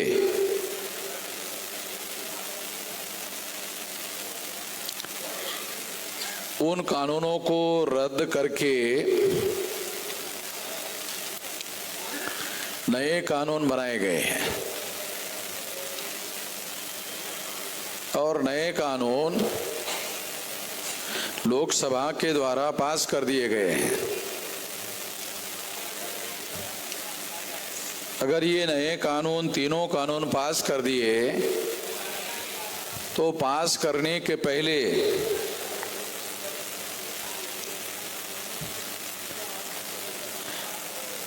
ये हैरान करने वाली बात है कि लोकसभा और राज्यसभा के मिलकर 242 लोगों को उसको निलंबित किया गया और निलंबित करने के बाद ये 3 कानून पास कर दिए गए।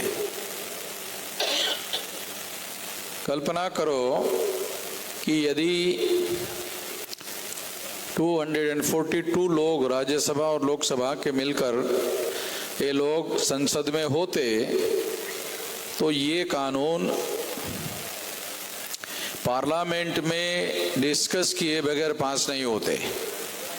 हो सकता अपोजिशन पार्टी के लोग पार्लियामेंट की जो स्क्रूटिनी कमेटी होती है उसको स्क्रूटिनी करने के लिए भेजने का प्रस्ताव रख सकते थे,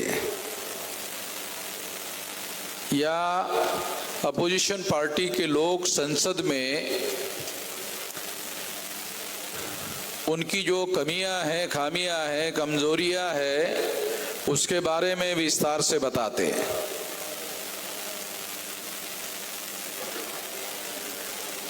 इस वजह से इन सांसदों को निलंबित किया गया। अन्यथा जो संसदीय इतिहास है भारत के संसद का,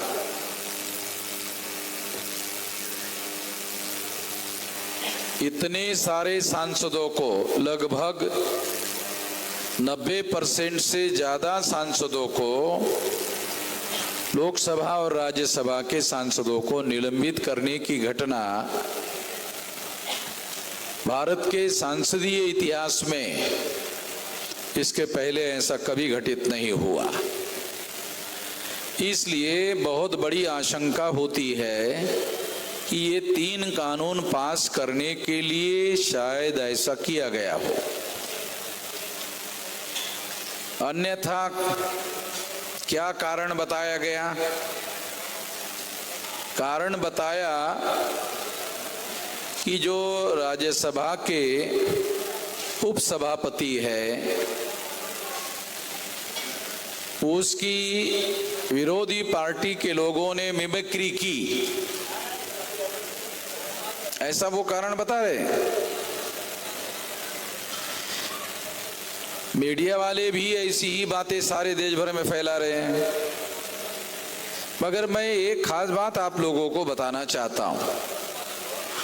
जो मीडिया में बड़े पैमाने पर भारत की प्रजा को नहीं बताया जा रहा है वो ये कि क्या ये मिमिक्री लोकसभा में हुई, क्या ये मिमिक्री राज्यसभा में हुई? तो सबूत कहता है कि ये राज्यसभा में नहीं हुई, ये लोकसभा में नहीं हुई। यानी ये मिमिक्री करने का काम राज्यसभा में नहीं हुआ, लोकसभा में नहीं हुआ। कहाँ हुआ?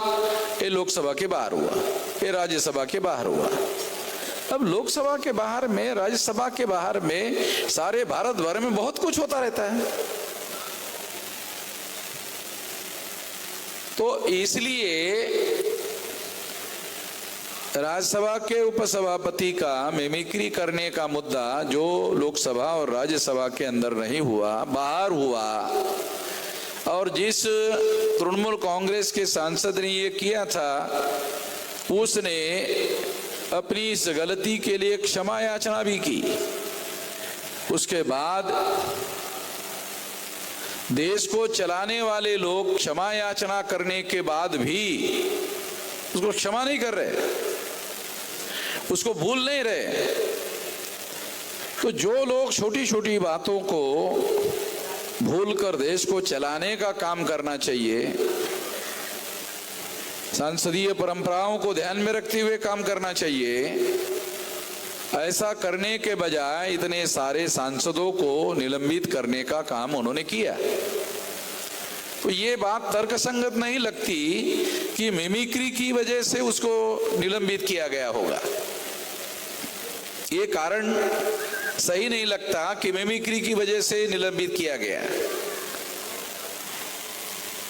तो निश्चित रूप से ये 3 कानून उनको पास करने थे और बगैर किसी डिस्कशन के, डिबेट के पास करने थे।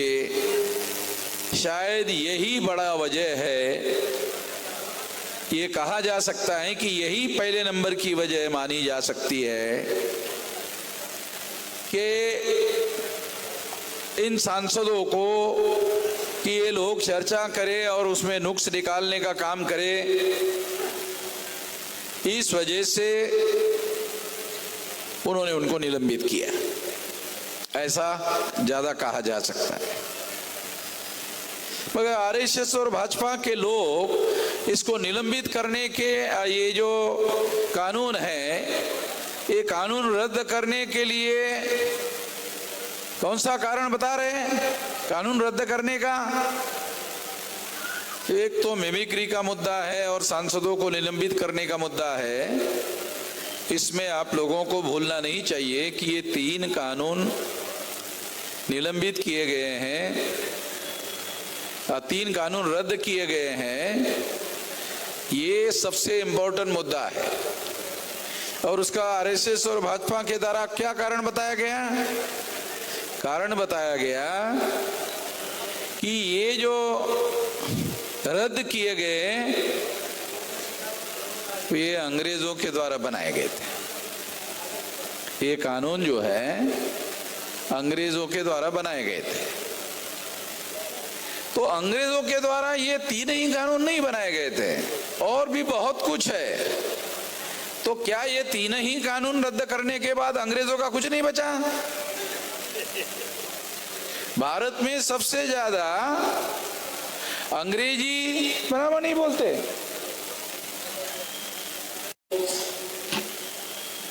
उनको रिजर्वेशन के अधिकार से वंचित कर दिया है। इसका नाम है डीलिस्टिंग। पहला शब्द है लिस्टिंग, यानी लिस्टिंग का मतलब है कौन सी ऐसी आदिवासी जात है, जमात है, जिसको आइडेंटिफाई करके अधिकार दिए जाए, जिसमें एजुकेशनल फैसिलिटी है और सर्विसेज की फैसिलिटी में रिजर्वेशन है। तीसरा पॉलिटिकल रिजर्वेशन है शेड्यूल ट्राइब के लोगों को। यदि क्रिश्चियन हुए आदिवासी है या मुस्लिम हुए आदिवासी है, तो आदिवासियों का तो कोई धर्म है नहीं। जब आदिवासियों का कोई धर्म नहीं है तो उन्होंने धर्मांतर किया, ये शब्द प्रयोग लागू नहीं होता। पहली बात तो हम लोगों को ये समझना है कि अगर आदिवासी हिंदू होते तो ये कहा जा सकता कि उन्होंने धर्मांतर किया, मगर भारत का संविधान आदिवासियों को हिंदू नहीं मानता। जब भारत का संविधान आदिवासियों को हिंदू नहीं मानता तो आदिवासियों ने जो धर्म स्वीकार किया वो धर्म धर्मांतर है, वो कार्य धर्मांतर है। ऐसा किस आधार पर माना जाए? क्योंकि धर्मांतर तो तब माना जाएगा जब उनका पहले कोई धर्म होगा। आदिवासियों का तो कोई धर्म नहीं है, उनके कस्टम्स है, वो कस्टम्स का ब्राह्मणों के धर्म से कोई संबंध नहीं है। एक तो ये बात हम लोगों को समझना होगा। दूसरी महत्वपूर्ण बात मैं आप लोगों को बताना चाहता हूं, वो भी बहुत महत्वपूर्ण बात है कि आदिवासी लोग अगर मान लो क्रिश्चियन हो जाते हैं, मुस्लिम हो जाते हैं, तो उनको डीलिस्टिंग में शामिल किया जाए, ऐसा इन लोगों का कहना है। अगर आदिवासी आदिवासी ही रहते हैं ये तो हमारा ऑब्जेक्शन नहीं है। ये जो सरकार बनाने और चलाने वाले लोग हैं वो क्या करते हैं, जब जनगणना होती है तो आदिवासियों को पूछते नहीं है तुम्हारा धर्म क्या है, वो आदिवासियों को भी हिंदू में डाल देते हैं। तो हिंदू क्या है, तो ये भी थोड़ा हम लोगों को समझना चाहिए। SC ST OBC के महाराष्ट्र के संदर्भ में कोई भी मराठा लोगों को भी ये सारी बातें, हिंदू क्या है, क्या वास्तव में ब्राह्मण लोगों के धर्म का नाम हिंदू है? तो दयानंद सरस्वती नाम का ब्राह्मणों का बहुत बड़ा नेता हुआ है, वो कहता है हिंदू मुसलमान की दी हुई गाली है। अरे हिंदू मुसलमान की दी हुई गाली है तो फिर ब्राह्मण लोग हम लोगों को गाली क्यों दे रहे? एक बात यह है कि अगर हिंदू मुसलमान की दी हुई गाली है, ऐसा ब्राह्मणों का ही बहुत बड़ा नेता दयानंद सरस्वती कह रहा है, वो भी गुजरात का है, नरेंद्र मोदी के राज्य का, वो कह रहा है कि हिंदू मुसलमान की दी हुई गाली है। जब मैंने ऐसा वीडियो बनाया तो ये बात हम लोगों को समझना, बारीकी से समझना बहुत जरूरी है कि ब्राह्मण धर्म का नाम ब्राह्मण धर्म ही है। SC ST OBC के लोग अपने बोलचाल में, अपने लिखने में, अपने प्रचार में कम से कम जो हमारे साथ लोग रहते हैं उन लोगों को समझना होगा कि वो लोग जब तक अपने आप को हिंदू कहते रहेंगे तो उनको पूछो, जो भी हिंदू कहने वाले लोग हैं उनको पूछो, क्या पूछो, ये तुम्हारे हिंदू धर्म का धर्म ग्रंथ क्या है? तो कहते वेद, श्रुति, स्मृति, पुराण, रामायण, महाभारत, गीता। अरे तो ब्राह्मण धर्म के धर्म ग्रंथ है। ये जो धर्म ग्रंथ है ये तो ब्राह्मण धर्म के धर्म ग्रंथ है, ये हिंदू के कहाँ है? दो बातें हो गई। एक, दयानंद सरस्वती कहते हैं हिंदू मुसलमान की दी हुई गाली है। दूसरा, हिंदुओं ने ब्राह्मणों को बदलाव क्यों करना पड़ा, ये बता रहा हूं आप लोगों को। ब्राह्मण जो बदलने के लिए तैयार नहीं थे, उन्होंने दावपेच में परिवर्तन कैसे किया? वही लागू किया, सेम थिंग लागू किया, केवल दावपेच में परिवर्तन किया। ब्राह्मणों ने क्या किया? इन लोगों को वर्ण व्यवस्था के आधार पर आइडेंटिफाई करने के बजाय उन्हीं लोगों को उन्होंने हिंदू कहना शुरू कर दिया।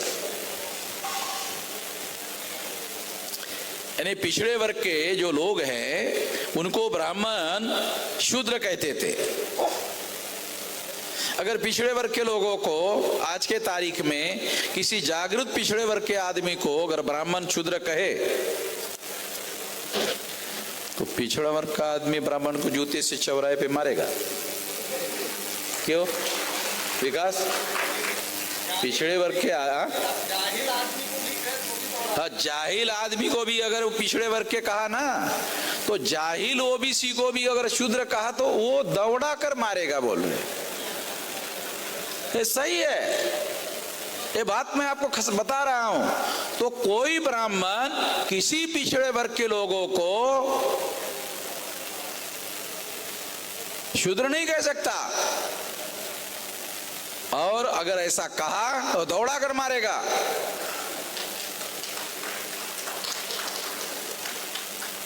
तो इसलिए अब उन लोगों को ब्राह्मणों के सामने दो दृष्टियों से संकट खड़ा हो गया, इसलिए क्या कहे?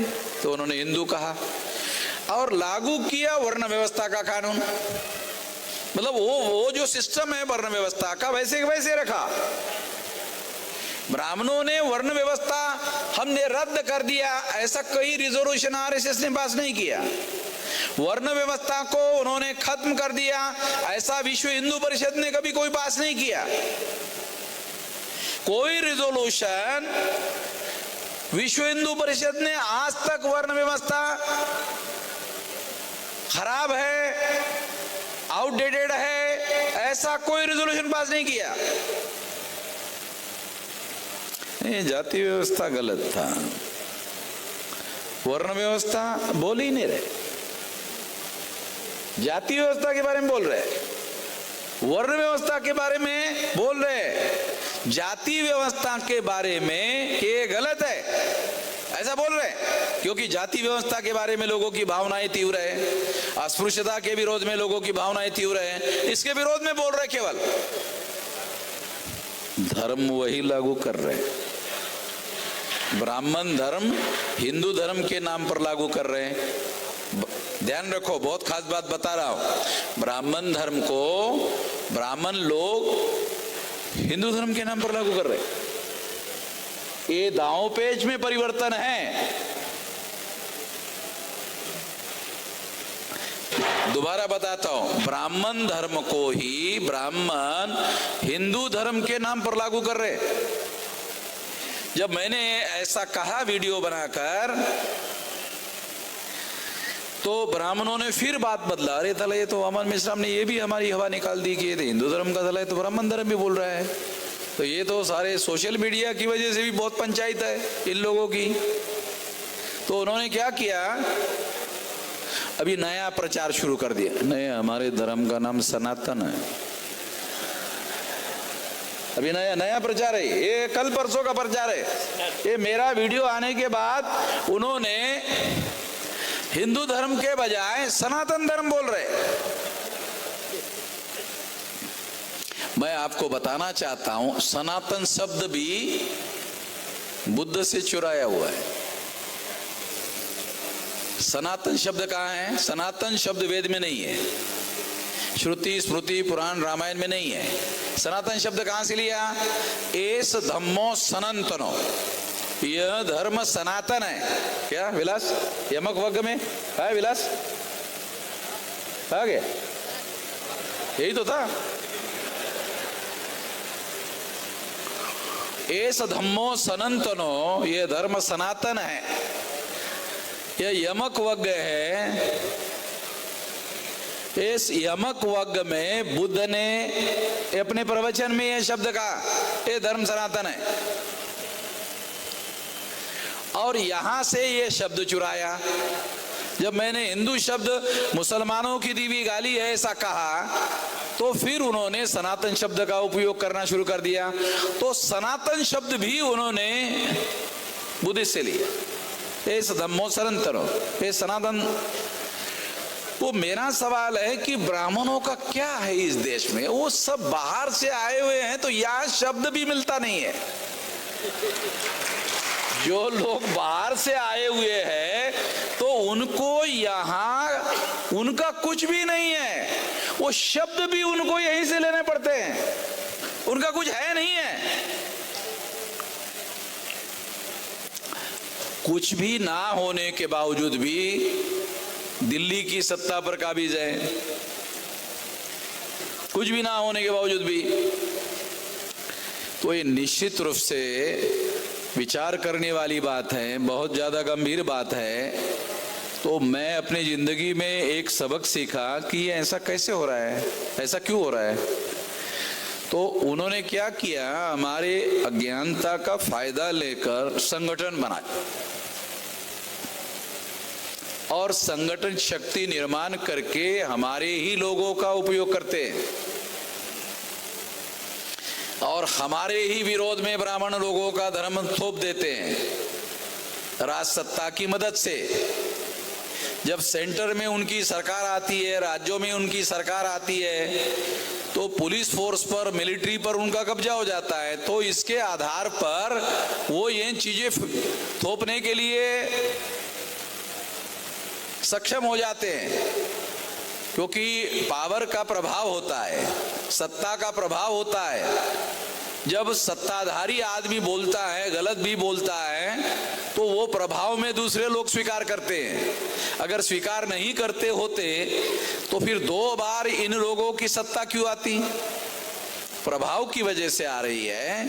बात तो गलत कर रहे हैं, मगर प्रभाव की वजह से लोग उनका समर्थन कर रहे हैं, कोई तथ्य उनके पास नहीं है। तो इसलिए इसको काउंटर करने का तरीका क्या है? इसको काउंटर करने का तरीका है संगठित शक्ति निर्माण करना। अगर हम लोग संगठित शक्ति निर्माण करते हैं और 6 लाख गांव तक अपना संगठन बनाते हैं, तो कहीं पर कोई भी ब्राह्मण हमारे किसी सवाल का जवाब देने लायक नहीं है। हमारे किसी सवाल का जवाब ब्राह्मण नहीं दे सकता और ब्राह्मण के हर सवाल का जवाब हमारे पास है।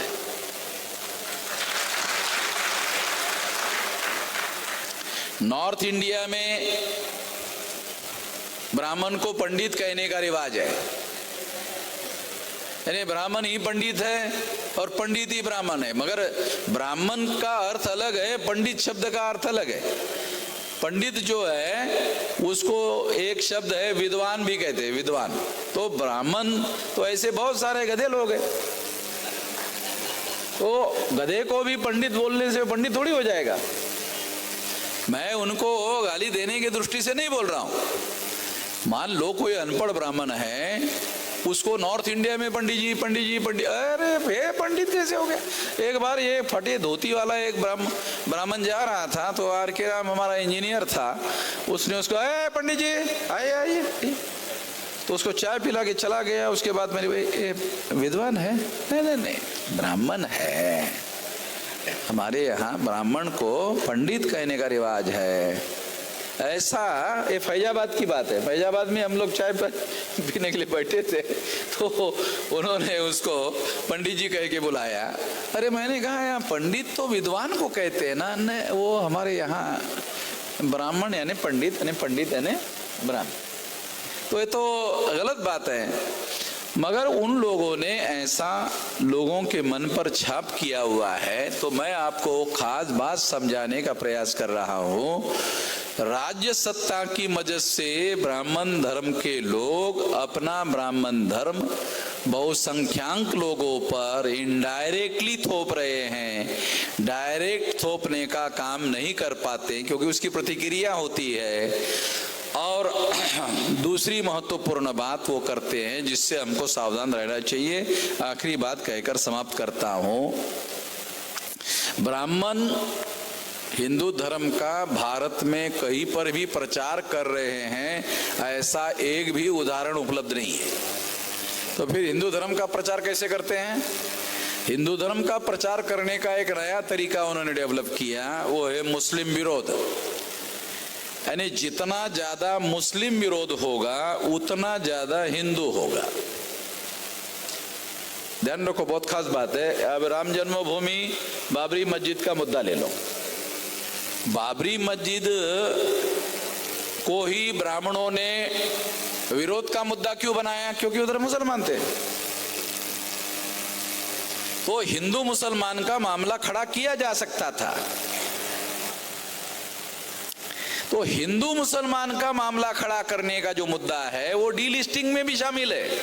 यानी हर जगह जो आरएसएस के लोग, ब्राह्मण लोग हर प्रकार का मुद्दा धर्म के आधार पर इशू बनाकर लोगों के सामने इस तरीके से खड़ा करते हैं जिससे मामला हिंदू मुसलमान का बना रहे।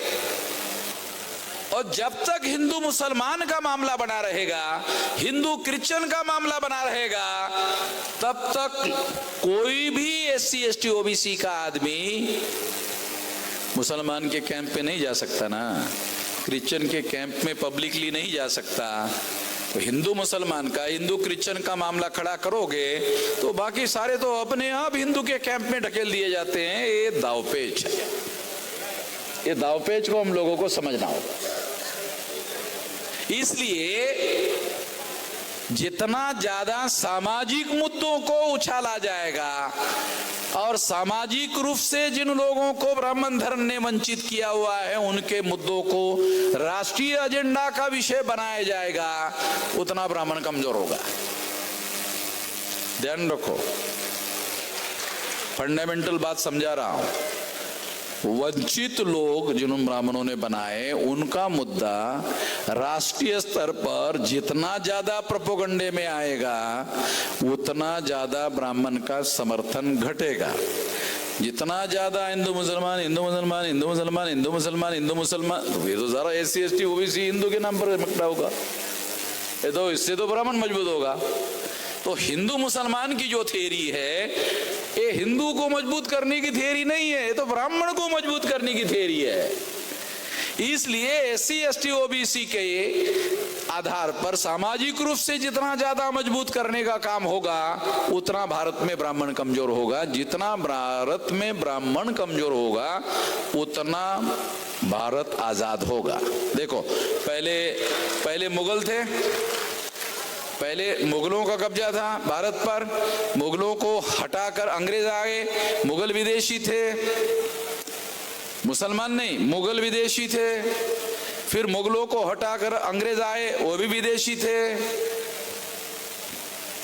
तो ब्राह्मण क्या कह रहे? ब्राह्मण कह रहे देश आजाद हो गया। हम कह रहे नहीं हुआ, अभी ब्राह्मण है।